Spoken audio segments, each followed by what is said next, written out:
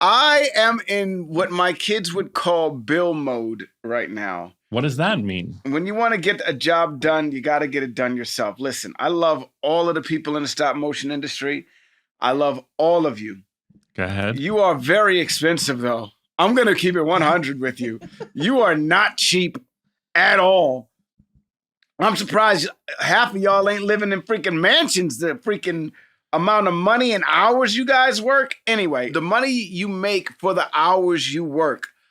Y'all need a union. I'm just going to put it out there. Anyway, that's one. Two, when you want something done, you got to get it done yourself, is what I'm finding. And I see. So you're having to do the work yourself. I'm learning how to build sets right now. Yes, I saw you with paper mache.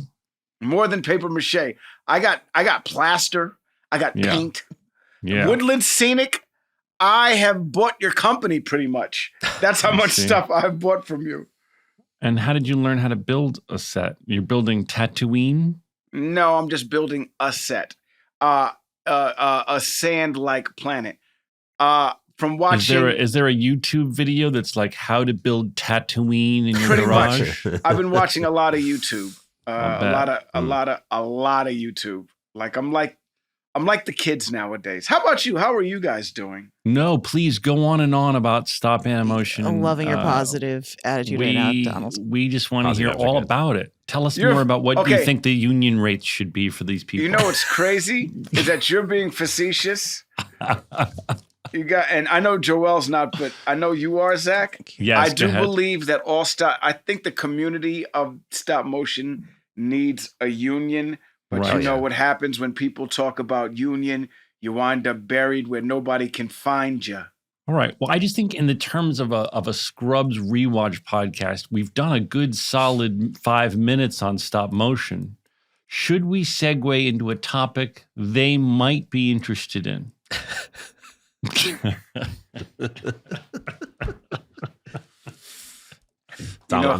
I didn't love you, can I tell you something you'll be surprised I'm watching that you should be watching? I know you don't watch things, but it's really good. Joelle, you're going to be shocked too. Drum roll. I'm strapped in. Penguin. Oh.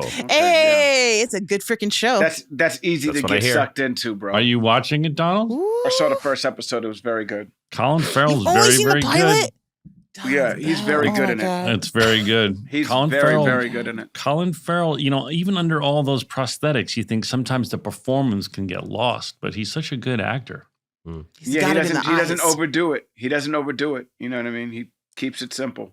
And that accent, he's got the tough guy gangster accent down, and everyone's very good in it. It's really well made. Young kids, I wonder how all of this fits into. I know it fits in. It doesn't fit into the Joker story, but I know it fits into the Batman story that Matt Reeves was doing. Yeah, I think Colin's going to play the Penguin in Matt Reeves' movie. Is that correct, Joel? He already was. So he showed up in the first The Batman by Matt Reeves. And then he'll be in the second one as well. He just announced he's in like 5 or 6 scenes in the new one. Okay. Well, he's only in 3 scenes in the first one too. Mm-hmm. He's a small time crook. It's interesting though not seeing Batman at all. I wonder why they chose to not show the Joker or Batman at all. Well, the sequel. I hear the sequel series is the Joker. Will be your boy Barry Keogh. Yeah, that'll be the sequel. The sequel series next season. Oh, so Colin's not going to do season 2. From what I understand, there's going to be a Joker series as well, is what I heard. So they're in the talks to do a Joker series. The Joker's the next villain in the Batman story. He's like the main primary villain in the second Batman movie. So we'll see. But I hope they get a lot of spinoffs. There's rumors there could be a Catwoman series with Zoe Kravitz. So let's see. Matt Reeves is really doing a ton of Batman work over at WB right now. I sent Donald the animation he's working on right now, which looks beautiful and weird and cool. It's like robots and puppets, stop motion. Yeah. It's interesting. He's a busy guy. Colin Farrell's a busy guy. Gosh, he's got 2 series going. He's got the other one too. You know who also is a busy guy? Who? What's the John? Winter Soldier kid? What's his name? Sebastian Stan. Yeah, he's very busy. Holy shit, you're a busy man, Sebastian Stan. Yeah, he's in a lot of things. Good actor. I also noticed that our complete box set is number 2. Yeah, why is that? iTunes. How did that happen? I don't know. It's Rebels and then us. For some reason, Scrubs fans, listeners, I don't know why, but we're the number 2 thing for sale on the iTunes store. It's amazing. Hell yeah. Rebels is number 1, believe it or not. Rebels is number 1, and the complete Scrubs box set is number 2. What do you think could have happened? Could it be this podcast? You know, I think Undoubtedly.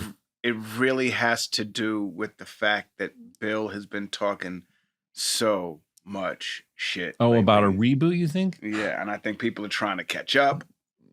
There's a whole I was thinking, generation. like, did they offer it at a new price point or something? It was surprise. I was looking for a show, and I was flipping through Apple, and then I saw the number 2 TV thing for sale is Scrubs box set. I was like, what the hell happened? Has to feel good. It felt good to Wow. me. Yeah, it made me smile. You know, But I didn't know what the raison d'etre. do you want to? I want to ask if Go ahead. someone matches my name. Sounds like my name. I wanted to ask you this because I do this and I don't think it's healthy, but sometimes I catch myself doing it because I watch a lot of movies. You know how they have the top 100 movies? Do you ever go through that shit and see how many movies you in? No, because I don't All think I the would time. be in any top 100 movies. I've done that Donald, shit how so many many are times. you in?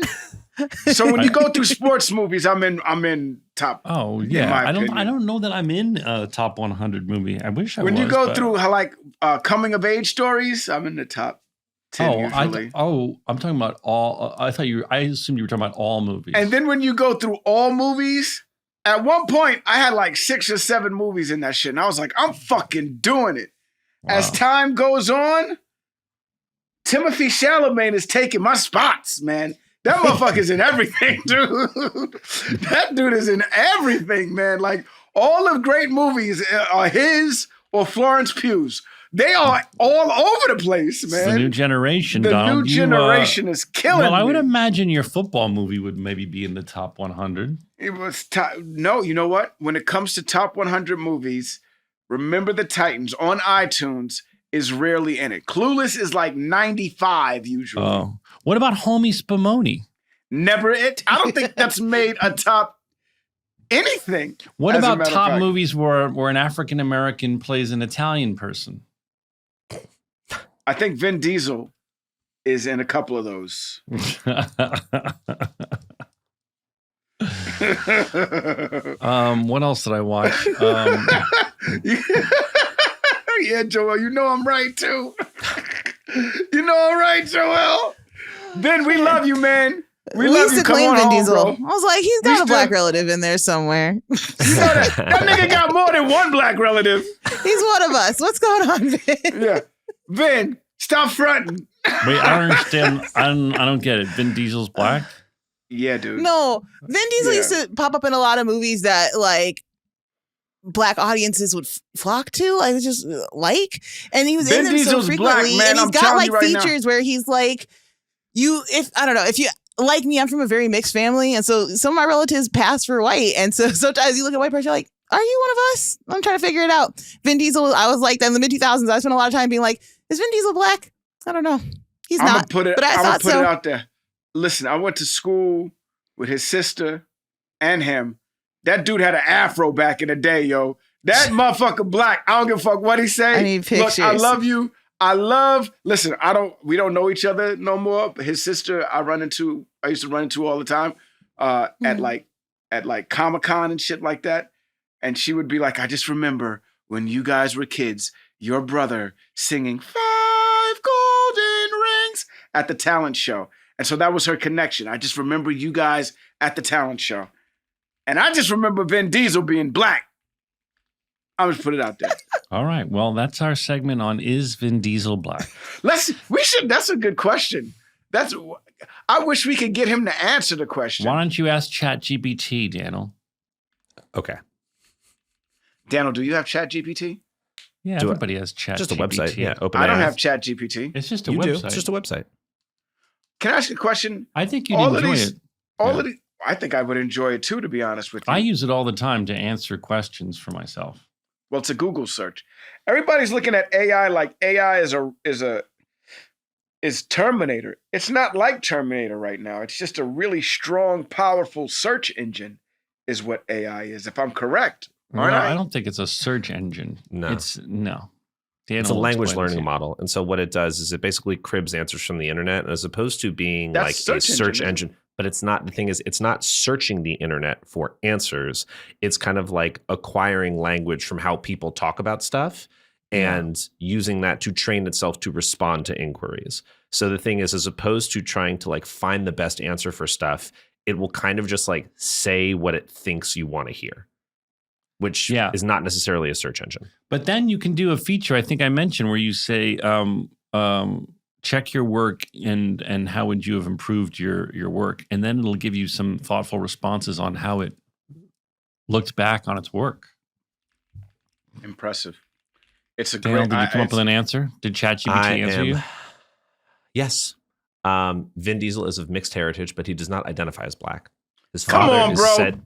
His father is said, this is what ChatGPT is saying. His father is said to be of African American, possibly some other ethnic origins, while his mother is of predominantly white, mostly European descent. In interviews, Vin Diesel has mentioned that he does not know the specifics of his biological father's ancestry, as he was raised by his mother and stepfather. Well, there you go, Donald. You satisfied? I am That's not. what ChatGPT says. I am satisfied with ChatGPT's answer, but I am not satisfied with.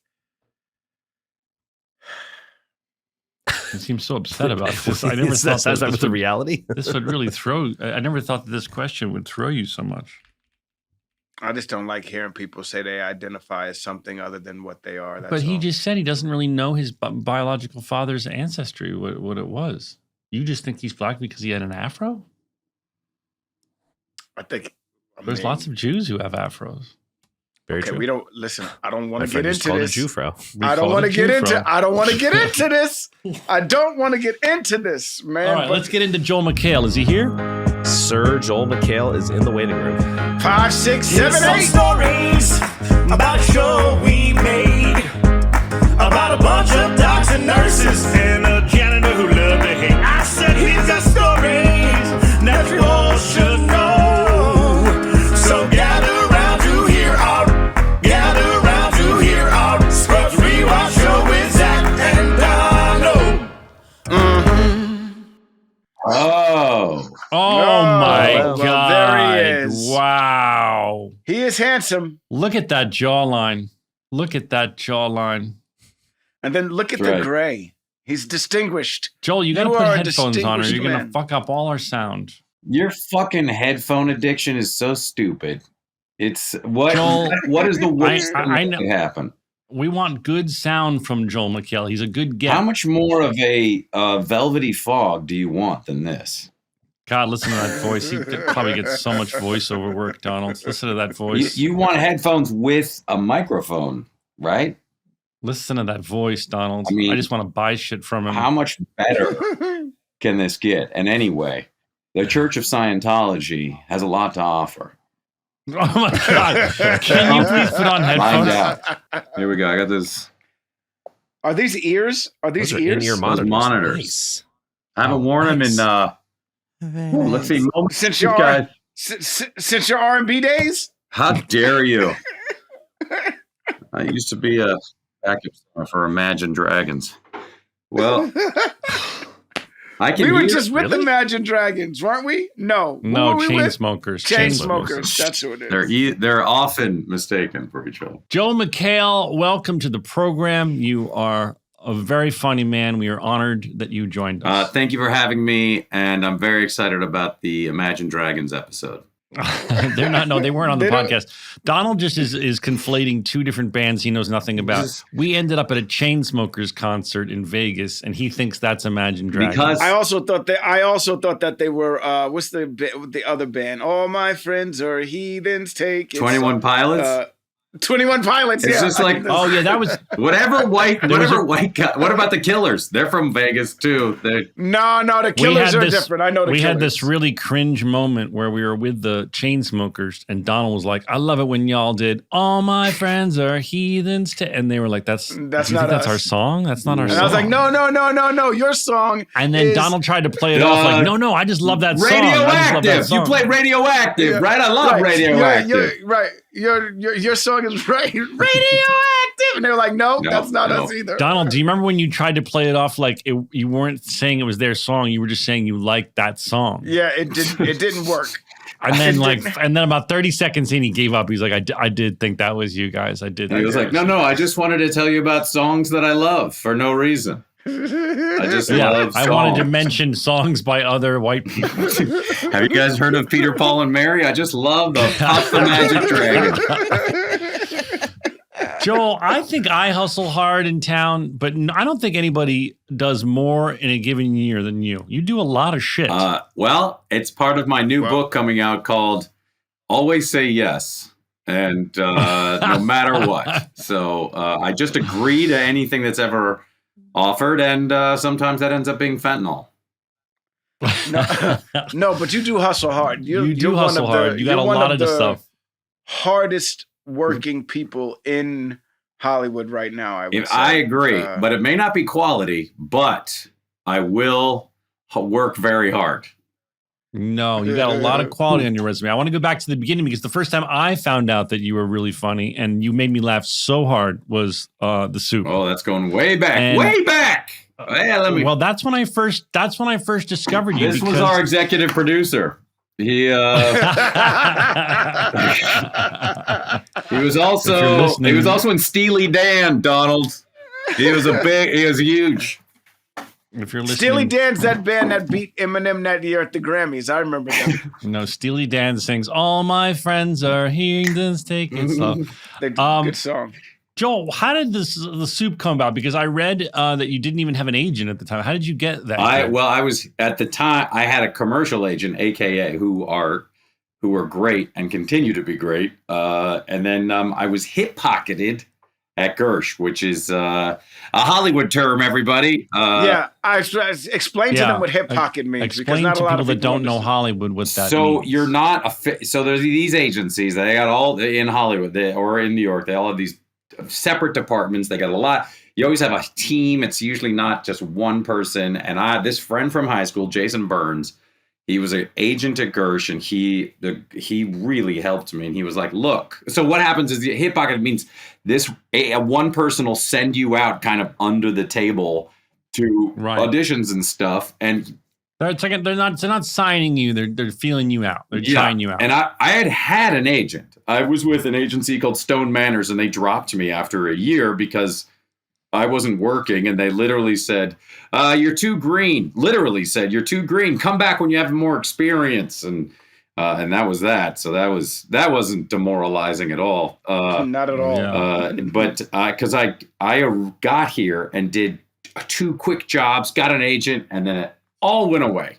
And so then at a hip pocket at Gersh, Jason, my friend, said, "Look, I'll send you out, but no one here is going to be excited about you. So you should not sign here across the board because no one's going to do anything." And that at the time was like, "How dare you?" And then I was like, "Oh, that was really great advice and really was showed me where I was in my career." And then this woman named Annie Roberts, who cast everything out of E, I began booking commercials through AKA, and she would see actors in those commercials and go, "Bring them in for 101 celebrity oops, and we'll show videos of Chris Cross going to a club, and then comedians will comment like, it was like an early or like a parallel version of Best Week Ever." And just from her continuously bringing me in, she got me the audition for what became the Soup, which it was not at the time. It was called the What the Awards, which was a terrible, terrible title for a television show. Yeah. And then the show went on the air, and was on for like 6 months. And then Gersh was like, we would love to sit down with you for lunch. Yeah. And I was already paying them. So to get some of my commission back, at lunch, I ordered an 8-pound lobster. As you should. And like I think I ordered 2 bottles of wine to take home with me. So that's when I signed with them, and then the show was slowly but surely gaining popularity. But that's how that came together. And then when all these other agents, you guys know what it was like when all these other agents show up and be like, we're just big fans, we love your work, and I was like, you loved it when it got on. You sure liked it after. I know. It's really hard because there's no interest in you when you're starting out, and then you get a little bit of heat, and all of a sudden there's so much interest in you, and you're like, well, how am I supposed to get started? Yeah. Joe, you were the first host of The Soup? No, it was called Talk Soup in 91 with Greg Kinnear. Greg Kinnear, that's right. So he's the true pioneer. And then John Henson came in and really, the show fully exploded then. And then Hal Sparks came in after John Henson left. And then Aisha Tyler was the 4th host. And then the show was canceled in 2002 because talk shows, it was only about afternoon talk shows. And I know who's ever listening was like, there used to just be every channel had 5 talk shows on afterwards. Back to back. And there was enough there. And so we came in, they brought the show in as they literally said, we don't want Talk Soup. We just want some kind of version of that. And then the new president came in and went, why is this called the What the Awards? It's a terrible name. Let's call it The Soup. And that was that. And then, well, you are technically the, it was never on my radar before. Yes, we were. It was never on my radar before you, Joel. What? Well, you were also an infant. You were just a baby. I was young, but I started watching it because of you. You made me laugh really hard, and I thought it was very irreverent at the time too. And I remember thinking it was almost like a roast. I mean, it was so funny, and I couldn't believe some of the shit that they were letting you say. I think at the time I just found it so funny. I do remember. Go ahead. Yeah, sorry, no, go ahead. I do remember when you took over and how the show all of a sudden became a little bit more for me. You know what I mean? I feel like when Kinnear was the host, we had Aisha on. I thought Aisha did a great job too, but when Kinnear was doing it, it just seemed like it was older comedy, and it wasn't necessarily the comedy I was laughing at. But then when you got on it, it felt like it was aimed towards me, and I was like, I fucking watch. I would tune in to watch The Soup. I remember. God bless you. No, it was because the president believes in it, and nobody watched it for 6 months. But the president's like, oh, it seems good. You're doing better than the rerun of Sex and the City that we put on at 10 o'clock. So why don't you keep going? We were just trying to make ourselves laugh. And I would literally name check high school friends and see if they would call in or they're like, hey, you said my name, Dean Scalzo. And I was like, all right, Dean watched it. But yeah, it was because on top of that, I'm very dyslexic and cannot read teleprompter very well. I'm way better at it now. But those first few shows, it were like, here, read 22 minutes of jokes with cameras and clips coming in and out. It would take me 4 hours. So it was like God was like, all right, we're going to let you fuck this up for a while, and then you'll get a little bit better at it. And thank God. And so that's how the poor people who were at the tapings were like, this guy's an idiot and he can't read. And that's. That must have been really hard because reading a teleprompter live in front of an audience with dyslexia must have been really stressful. Yes. It was half of it was anxiety. And thankfully you learn different, you're still not very good at it, but you learn different ways to deal with it. And, but boy, those first few days, I remember one taping took 4 hours to get through 22 minutes of jokes. And I was just like, oh boy. And then we did it live, and I was ashamed of being dyslexic. But then I got over that. And then when we did it live, because we did, I was like, hi, it's Joel from The Soup. I'm dyslexic. We're doing it live. I don't know what the fuck's going to happen. And wait, how often would you do it live? well, there was like 2 years we did it live, I think. But it was that was also when the ratings went up, but then it was beginning to win. Like towards the end, that's when the old, like streamers were coming in, television's ratings were diving. And of course, they always blamed the talent. And so that's one of the reasons why I went away. But the same thing. I was on the last episode. You were? I was, yeah. I was on a couple of episodes actually. Yeah. You and I became friends while you were doing this show. Joel doesn't remember that, Donald. Well, we played on a basketball team together for several years, actually. He and I and competed against a lot. For a while, it was just me and you, bro. Oh, yeah. And that was it. Like, and Antoine Tanner. And Antoine Tanner. And Jeff Stoltz was good. And Stoltz. Really good. Yeah. He was with us too. And we competed and we did really well. This was this NBA celebrity league. Entertainment league. Yeah. Oh, yeah. Donald was very into that. If you were to have taped those games and shown them, people would not believe, like, the different heavy hit, like the different real celebrities that were coming in. I'd be like, oh, we're playing Will Ferrell today. And yeah. Oh, wow. I'm going to guard Adam Sandler today. This is going to be great. Do you remember how Brian McKnight was on our team? No, you were on Brian McKnight's team. He was never on my team. One year I had Bill Lawrence. It was like me, Bill Lawrence, Jeff Stoltz. I think we had, I want to say Adam McHale was on our team. I could be wrong, but he never showed up. All I know is we had a stacked team of like big time television producers who were on the last few years of their knees and couldn't run and stuff like that. I remember we had a lot of fun. It was great. Fights broke out. I mean, it was no joke. It was good. It was good competition. Well, and then there was some lawyer. I remember there was like, who's the freaking lawyer? Who's this? Who's the 6'7" guy? They're like, he's an entertainment lawyer. I'm like, that guy. And they were like, oh, he was on the Lakers for. Yeah. Like he had he was on the Lakers for a year, and I was like, how? I was like, that's cheating, isn't dude, it? No, but Bob Myers Bob Myers played in our league. Bob Myers ran the Golden State Warriors in their glory days when they won all of their championships. Yeah.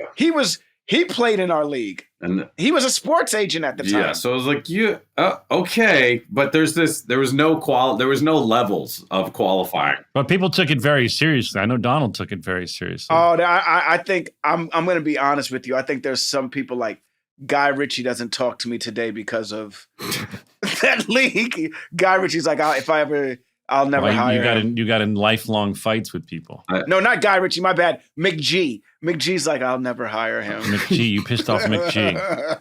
Wait, what has McG made lately? It doesn't matter. I know a lot of people hated me. And I found this out because one day we were playing and some dude fouled me. And he's like, I didn't foul him. And I turned to him and I said, yeah, you did. And he wanted to fight me like, fuck you, Donald, I'll kill you. Whoa. And I was like, whoa. I didn't realize I was hated like that. No. Do you think the soup could be on today, Joel? I mean, I wonder in this climate. It's a good transition, Zach, but listen. Donald was the best person to have on the team because he fucking cared. And I was like, I'm glad Donald's on my team because he doesn't. Yes, he was very passionate. Do you think it could make it? Well, we tried it on Netflix and it didn't work. We lasted 2 seasons, but I always say I don't think so because everything. It's very hard to write today. It's very people are very sensitive, and the show. To me, I mean, it's funny. I'm saying this, but at the same time, people love the roast. Yeah. The Tom Brady roast was so many, and it was so insane, the shit that was being said on the roast.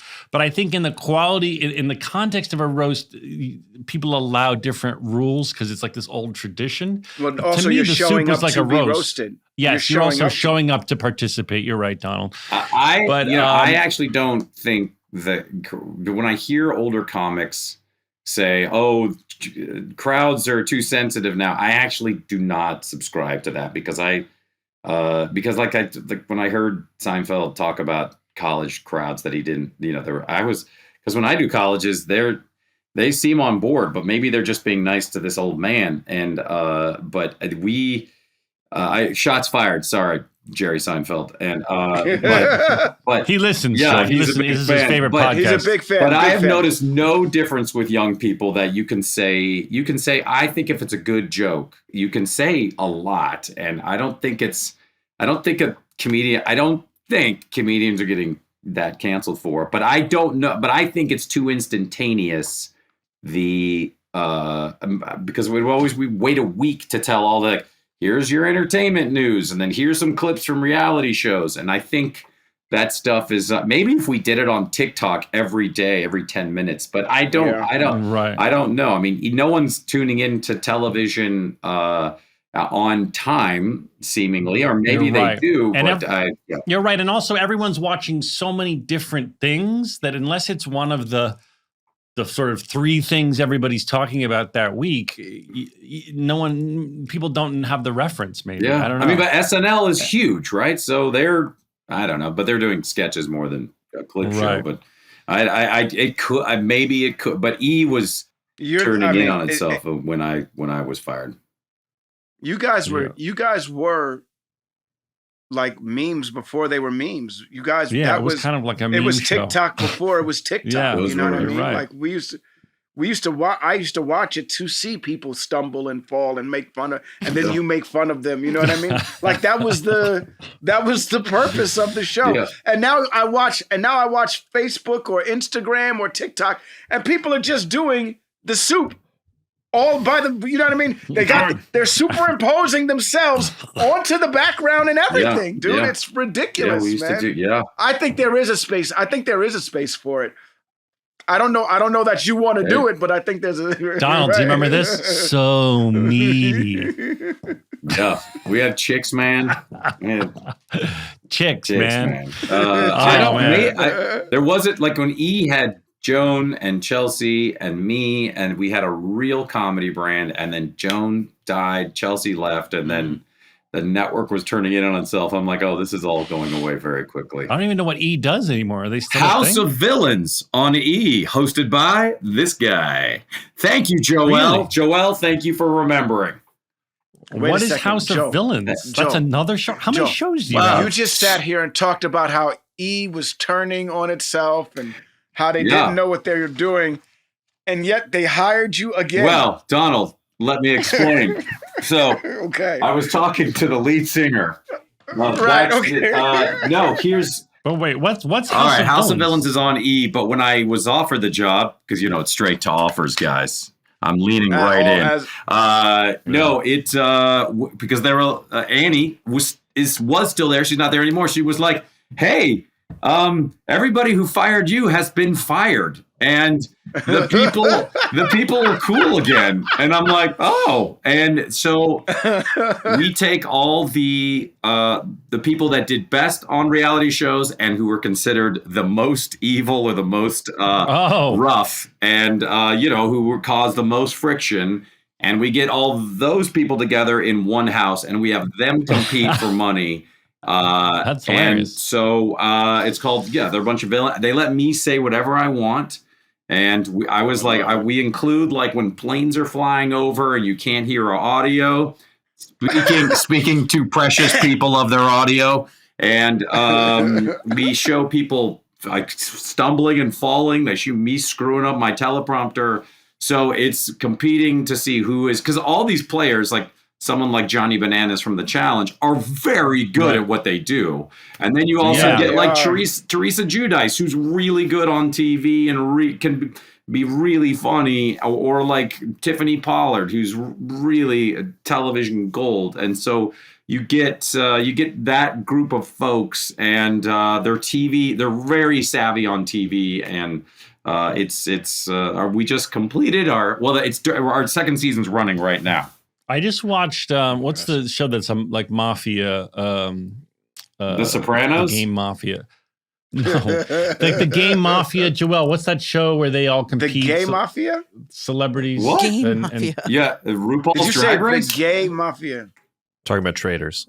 Thank you. It's called Traders. So basically, and, they had a lot. We were on actually before Traders, and Traders really has done very well, and we would like some of their work. So we are, because Traders took a lot of villains from reality shows and put them on this show where they sort of compete to survive, and it's pretty funny, entertaining. We actually our opening monologue was, everybody who wasn't on Traders is here. So thanks for being here. That's a really good show, though. We got to talk about one of your most beloved things of all time, Community. It's your. Thank you for remembering. I think everybody. That's kind of hard to forget. No, that is a very beloved show that produced so many talented people that have gone on. Daniel Pudi. Joel right. McHale. Yes, no, I agree. Yes, too bad about it. No, there's so many. I was watching it recently on a plane. I watched the pilot again on a plane, and it's just amazing to see how many incredibly talented people came out of that. Were born out of that cast. Yeah, no, I mean, too bad for Donald Glover, but everybody else did well. He'll be okay. I think he's going to be okay. One thing we have in common is that people have always asked, is there going to be some sort of reincarnation of the show? Ours is all talk, but it looks like you guys have a script and are really making a movie. We really are. It's very similar to the Scrubs movie that you guys have been trying to make forever. But Peacock has given us the money. We have the green light to make the movie. So that was the hardest part. And everybody has agreed. We were supposed to shoot it last June. I ruined it and couldn't do it. Because you had a television show, right? No, I had 3. And no, that's what I meant. Thank you so much. Kidding, 4. And so, what a dick. But we are going to do it. Hopefully it'll be in 2025 and then come out in next holiday season is my fantasy. It's must be so hard to schedule all you guys because you're all doing so well, and and of course you are not exaggerating. You have so many shows, and how do you? So have you guys found a time to make it for the fans who love the show? There is actually going to be a movie. Yes, we're circling in on the time. It won't take too long to shoot because we were like we can't. We just need to. It's got to be a truncated schedule, and but we have to all be there. That's the only caveat. It can't be like, we shot the one side of that scene when his name was in Thailand, and then this other side was shot in Toronto, like that. Yeah, you can't do that. I agree. I think that Arrested Development, when they came back, they had to do something like that, and I remember them trying to figure out a way to shoot the show where they weren't all together, and I remember feeling like that was not as good as them all together. Yeah, I mean, obviously it was one of the greatest shows of all time. But yeah, sometimes you can tell with that stuff. And now you've been outspoken about a certain cast member. He probably won't be back. I'm assuming. Danny Pudi, yes. But he didn't last throughout he didn't last. No, I'm talking about Chevy Chase. I know he didn't last through the show either, though, man. Chevy Chase. No, I know that he left, but I'm just saying, like, I'm not going to do some. He was fired. Yeah, he didn't. That must have been hard because it's a weird balance of like, wow, this is a living legend, but he's driving us all nuts. Yep. There's no other way to put it other than I agree. Yeah. Yes. No, and he was really, really funny. And when the camera was on him and he was doing his thing, he was incredible. And I've said that. I mean, I literally have a part in my book. Thank you. It's called Thanks for the Money. It came out 8 years ago. Where I talk about fighting him and physically fighting him. Yeah. Wow. We did it all the time, and he just didn't want to be there.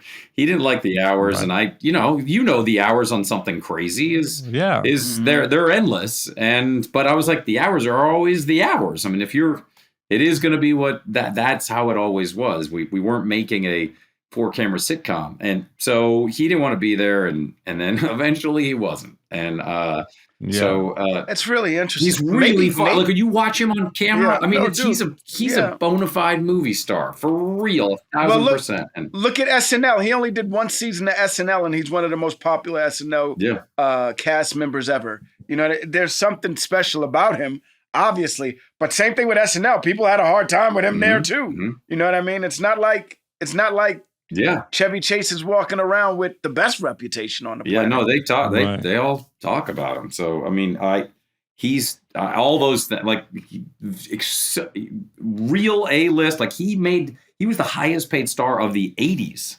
I mean, he made more than Eddie Murphy, which is incredible. And I mean, those vacation movies and I mean, there were. But then, we get to this little dinky show that didn't become really popular until after it was canceled twice and off the air. It's all fine. I wonder if he enjoyed it. It sounds like he was miserable, and I wonder if he enjoyed making those '80s movies. I wonder if he was a happier fella then. I mean, I'm not saying it's for you to answer. I just wonder out loud, like, if when he was at the top of his game, if he was, movies have crazy hours too. Maybe I wonder if he enjoyed it more. I think he definitely had a fastball then.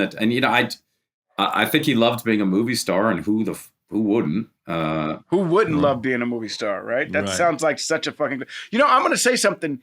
I think we all, and a lot of the guests that we've had on the show, we all come from an era of television where you had to fucking fight really hard to keep your popular show going. You know what I mean? All of it. It's a conversation that so many people are having. When they come on our show, it's always, well, you guys were a hit, right? No, we weren't a hit until season 3, or we weren't a hit until the end of season 1, or it's very rare that we've had someone on the show that has come in and been like, I've never been on the show. It was a blessing all the way through. We did 12 seasons. It was easy. That isn't the conversation. And a lot of people feel like, the success story is the fact that, I don't know, I'm starting to ramble now, but the success story, hey, we've been on for 9 seasons. They don't know about the blood, sweat, and tears that went in between that shit. Bill Lawrence had to work really hard. We had to switch networks to get to where we were. You guys were canceled 3 times. You know what I mean? Like, but some way the showrunner found a way to get it back on. It's fucking amazing, man. Yeah. Well, the showrunner was fired, and then he was fired. Yeah. And then how many seasons did Dan not do? 1. And then I quit and said I'm not coming back unless Dan comes back. And then they thankfully allowed.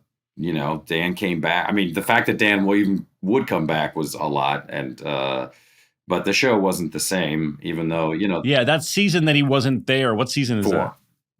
Do you find that that's the fans like that one the least? I would say but there's some people that are like, it's you guys are all still great on. I'll be like, oh, thank you. I'll take that. Some of it was. We kept celebrating a lot of holidays that season, but there was a lot of those holiday episodes. But some people are like, hey, it's great. And I'm like, well, I'll take it. But no, I personally don't think it has the same feeling as the other 5. But I agree with very much agree with Donald that there's only you can count them on your hands where some shows were shot out of a cannon like Friends or something, where it was it was a hit, all Modern Family, a hit from the beginning all the way through. You could make the argument that Glee shot out of a cannon and then kind of faded, tapered off, but still very popular. But you're always now in this environment. There's not as many episodes. So you get 2 seasons maybe, and if you're really lucky, but it's just so difficult to keep those plates spinning. And when I hear people go like, well, you're just on a show and then you're on a show. I'm like, are you out of your mind? We're constantly building a ship while it's in a storm. On the water, we are fucking bad. This shit is sinking, and I'm fucking trying to build the bow. Yeah, that is happening every week, and like we were this episode that is beloved Dungeons and Dragons. Like Dan was told after we read that script, they were like, "Oh, no one likes Dungeons and Dragons. We should do something else." And they're like, "What?" And so that's those sorts of things. Lord of the Rings. Yeah, that stuff happens. I'm sure. All right, let's talk about animal control, because Animal Control on Fox. That's one of your current projects. Season 3 to air January something. Is it true that Sarah Chalke is on this season? Yes, she's been on 2 seasons. And really, talk about a difficult person who's not talented. Yes, talk about it. Ugly. She was our Chevy Chase. Untalented. Yeah, she's the. Listen, I don't care how bad your Chevy stories were. Sarah oh my was worse. gosh, she created the Proud Boys, I think. That's what I heard. She's trying to start a Vancouver branch. She created that Nexium. Yeah, she created the Nexium cult, I think, up there. Does she play your love interest? She does. Yes. That hussy. I can't tell you how many love interests that hussy has played. She was on How I Met Your Mother. She was a love interest. She's a little hottie, man. There's a reason. Yeah. There's a reason. She's hot and funny. She is a little hottie. She was. I think you would call her like they called Dan Marino in the '80s. She is the he was called the candy store because he had every skill and every. She's so funny, talented, kind, normal. Beautiful. Yeah. I mean, it's really pisses me off. Do you get to have quality time with wacky animals? Because I really like exotic animals. Yes. They're around a lot, and then there's the animals that are terrifying but also sweet. Yeah. And then we had a sloth. Which that sounds like a lot of fun. Well, I love a sloth. The sloth was real. I had a sloth one time that was really like cuddly and all that, and then this other sloth, they were like. This is the best on-camera sloth we have. He'll do exactly what we say. But everyone believes that sloths are friendly and slow. And the guy was like, so cute. This one is neither. And they were like, let him do his thing. He's gonna do his thing. If you bother him, he's going to cut your finger off. And they were not wrong. That thing was. I was hoping you'd hold up your hand and it was like missing 2 fingers, and you were like they were not lying. It was great. It was terrifying. So you had a bad encounter with the sloth. I've never heard of. Oh no! I had a great experience, but I did not. They were like, "Don't put your hand near its face." But then I feel like if a sloth came for you, you could just slowly. No, sloths aren't as slow as you think slow. they are, bro. They're slow when they want to be slow. They're like I watched this. They're like baseball players. They just sit around, and then all of a sudden they're like, "What happened?" I was about to say that they're like athletes. Athletes just sit around, and then all of a sudden, out of nowhere, gone. They're. I saw some nature video where a sloth was like booty calling. They were like calling each other, and then he took his time and he swam across, and he finally climbed up the tree. And the chick sloth already had a man there. Like he had taken too much time. It was too late. It was the funniest video I ever saw. Wow, it sounds like a Hallmark movie. Yeah, I love sloths. No, it was also this sloth was as big as a full-grown golden retriever. It was huge. It was. I mean, I thought they were like bear size. For some reason, I thought sloths were like bear size. They're about as big. They're about as big as big dogs. And the one I also had a tiny little one who was super cute and cuddly. Anyway, that's. So because of this show, have you found yourself very interested in exotic animals? Do you own any exotic animals yourself? Do you have a chimp like Chimp Crazy? Right, are you chimp crazy? Do you have a Bubbles? Do you have a Bubbles? Yeah, I think it's Bubbles. Yeah. I said Oh, I bubbles. think you said bubble, which would be a great. Do you have a bubble? Yeah. Do you have In bubble? the other room, do you have a bubble? Yeah, I have a couple of snow leopards that I just checked in my luggage, brought them down from Canada. No, no, I did on The Great Indoors, which was a sitcom I did. There was a pug to which when this character had a puppy pug, and I was like, that's coming home with me. And yeah, mine. cutest thing ever. and that pug is still, well, it's our beloved pug who. You've been married a long time, huh? This is a weird transition. But No, you were just talking about your family. You gestured to your family in your home, so I made me think. No, that's not your wife. Your wife's beautiful. No, yes. but haven't you? You're the rare Hollywood guy who's been married for 30 years. I have been with my wife for 30, married for 28. Wow, Yes. that's incredible. What's your secret? Well, I'm the patriarch, and I'm kind of, the boss, and I tell her what to do, and I screen what she reads. And our house has its own religion. We don't pay taxes. And, what is the secret? Well, she's very patient. Yes. And You seem like a big personality. yes, it's extremely annoying all the time. My wife is the queen, and I am the vassal, not the king. She's the queen, and everybody else is, she's. Yeah, believe me. When I met her, I was like, I am going to try to it was like the old trying to land a marlin in the Gulf of Mexico. Like, this is going to be very difficult for. She was so far above my station that I got her. I could somehow tricked her into dating me, and I'm like, So I got very, very lucky. Yeah, I guess the secret is cocaine. A lot of cocaine. Okay. I was gonna say cocaine and sex. Yeah, a lot. that's it. Just keeps going. Donald also lets his wife sort of be the queen and run the roost. Yeah. She wrangles him, right, Donald?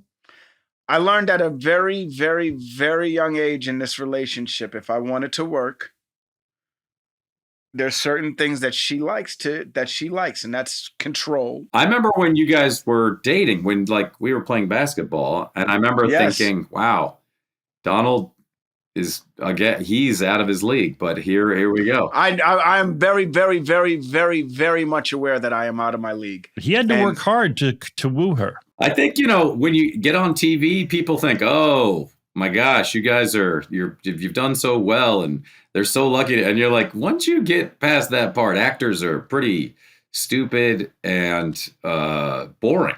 And so then once you get past, then that's why you're so lucky. My wife is in entertainment, though, man. She was like, she knew. I don't know, man. My wife, I don't know. You said you were very lucky, and your wife is the queen. I come to a very realization that I'm very well aware my life would be shit if I didn't let her take control. Happy wife, happy life. That's a perfect segue to talk about the bear, Joel McHale.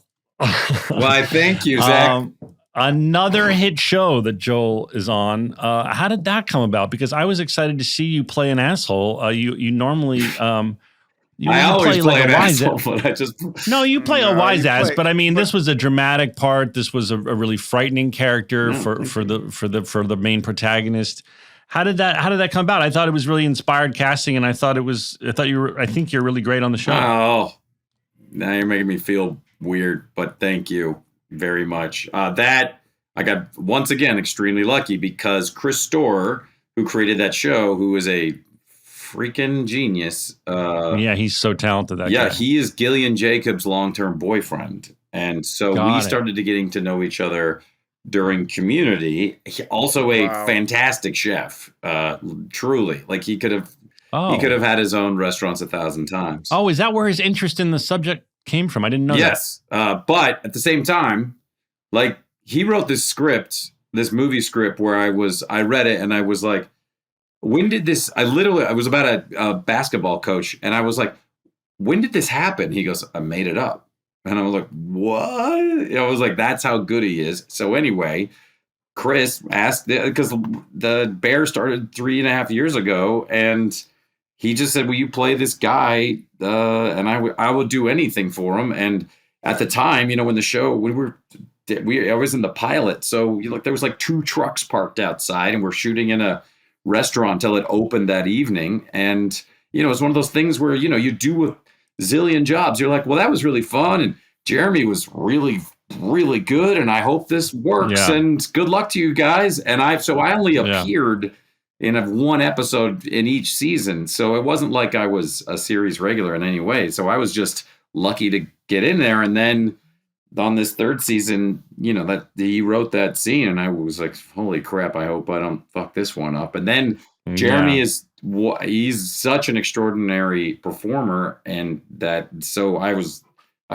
got so much from him. So it was really fun to do. And then, the show exploded. It was to go watch a show huge. To be like 2 trucks, and now there's 20 trucks, and there's people across the street trying to get a glimpse of Jeremy, and like crowd control. And I was like, this show's doing okay.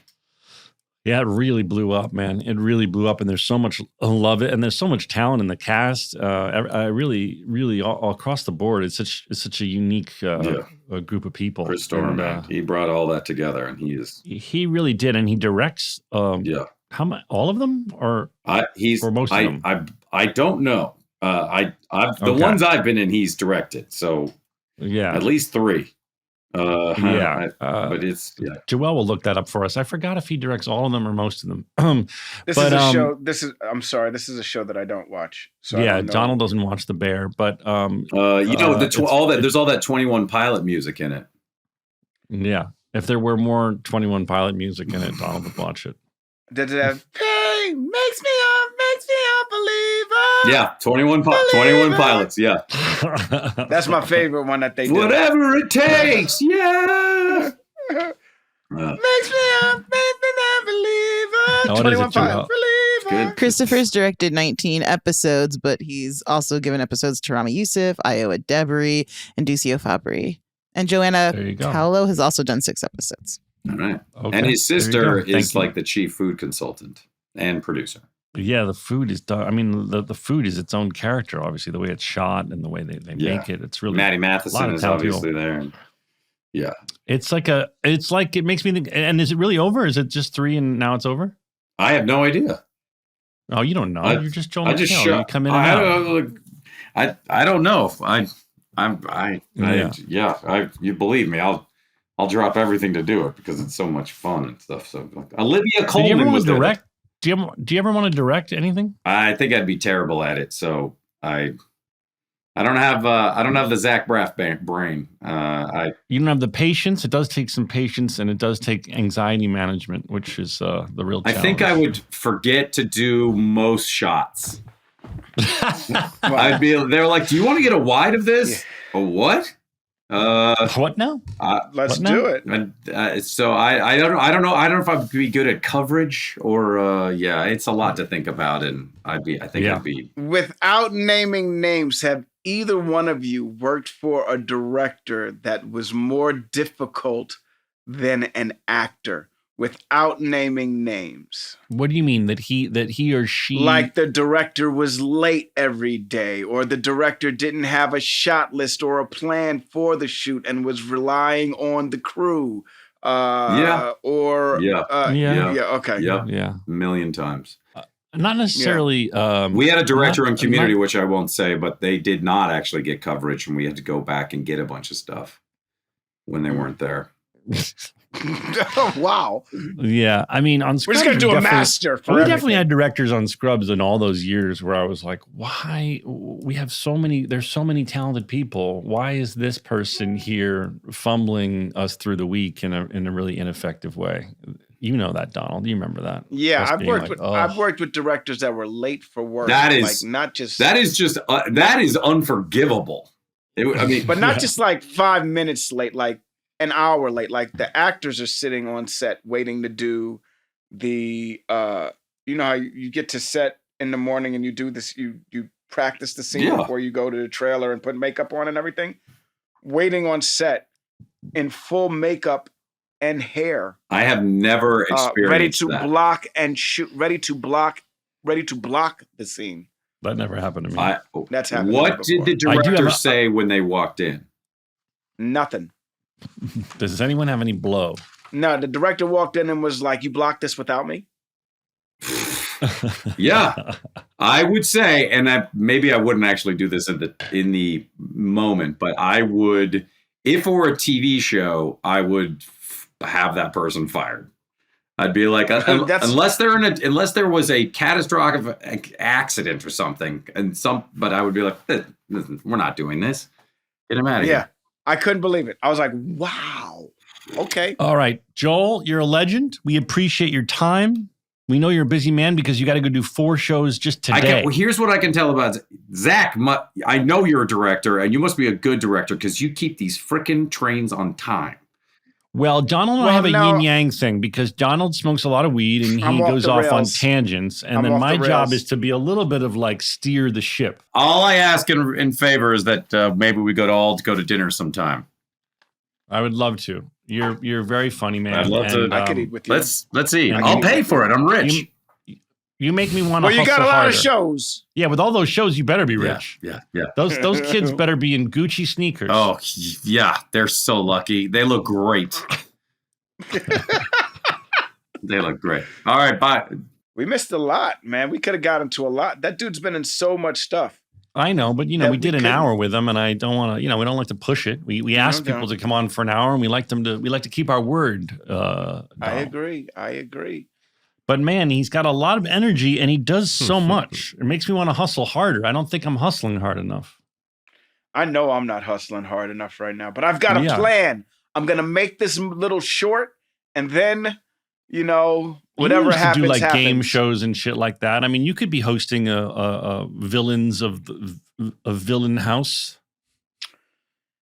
Yeah, you used to do the occasional game show. Yeah, I you know how it is, man. I do like to work, which is very true, but I want to work on things that I feel great about now. Yeah. You know what I mean? Me too. And it sounds like Joel was just saying he just says yes to everything. That's what he said. That's what he said was saying. Yeah. But that's fine. Some people really, really like to do that. I don't know. I don't know if that's for me, but I'm not gonna be mad at anybody for saying yes to work. Work is work. And that's, no, I know. I don't. I'm just thinking my version of it. Like I miss working more, and I want to work more, but I don't want to just do something I don't like. I would never do something that I don't have an interest in watching. Right. Or I don't know. I guess I am precious about associating myself with something that I don't think is quality. I don't want to work just to work. I used to not give a shit, but now I really do care about what it is that I do. I think the next thing is the most important thing, regardless of what I just recently did, and I want the next thing to be better now. Whereas before it's like, I just want quantity. And now I'm all about now it's like, I just want to do something. Well, you're lucky that you have that ability and that blessing to be able to do that. A lot of people, I mean, the town is very slow right now. And a lot of people are not working and need work and are suffering. Crew members and actors and what's writers. Going on? Can I ask you what's going on? Because there seems to be a show coming out every week, but then you listen to our contemporaries and we're not working, man. I think the town is still very slow post, when you factor in post-COVID, post-strike, multiple strikes. I don't think the town has fully recovered. Los Angeles certainly hasn't recovered. I think more and more jobs are not in Los Angeles. The governor just signed a new version of the tax incentive to try and keep more work in town. But as we all know, most jobs are going out of state for tax incentives. Canada and Atlanta, Georgia. So it behooves you to live in like Austin, Texas now? Is that I don't know if it behooves you to live in Austin, Texas. I think I just think that, I think the strike gave the studios an opportunity to sort of reframe their attitudes towards production and slow everything down and just sort of clear the slate, clear deals, catch their breath. I mean, I would imagine their shareholders want them to recoup the money they lost. I'm making all this up, by the way. I'm not a pundit on the entertainment business. I'm just rambling. But I do think that I would assume there's a mandate to sort of recoup all the money that was lost for the strike. Daniel, your thoughts? Probably. I mean, it's the same thing with like record deals. At a certain point, people want the money that they spent on certain things back.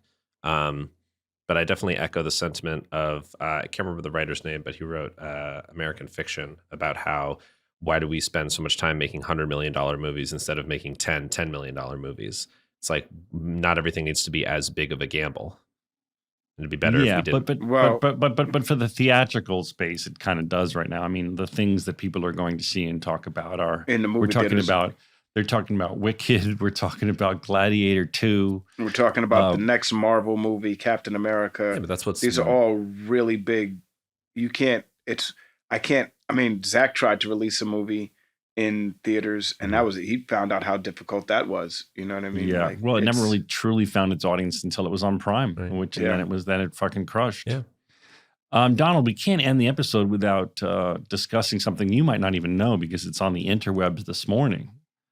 That Denzel Washington will be in the new Black Panther movie. And he's also going to retire. And he's also going to retire after. I know, but I thought that that's Denzel in Black all Panther of that stuff must be is it's bound to happen. If Harrison Ford is in fucking Marvel, Denzel is. If fucking Russell Crowe is in Marvel, Denzel eventually will. It has to be because it's just. I mean, he can't finish the career without that. But now he's saying he's going to retire after that shit. I don't believe that. I don't want it to happen. How about that? I've been in a movie with Denzel Washington before. Really? We didn't know. And I still, when I heard he said he was going to retire, part of me was like, I'm not going to get the chance to work with Denzel. I'm not going to have an opportunity to work with Denzel. Well, I think that you're going to be in Black Panther. That's what I'm manifesting for you.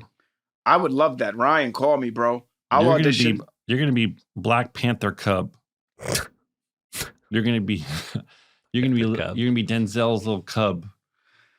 You know, I got a lot of Nigerian in my blood, which is very West African. You know what I'm saying? I know Ryan. But I'll call him right now. But I don't get called in for them roles. Well, maybe Denzel will say, what role I get called in for? I get called in for the best friend role. Well, Denzel's going to need a best friend in Wakanda. It'll probably be somebody else. All right. What a show. Thank you, Donald. I had a great time. Count us out, Donald. 5, 6, 7, 8. Some stories about a show we made about a bunch of docs and nurses and a janitor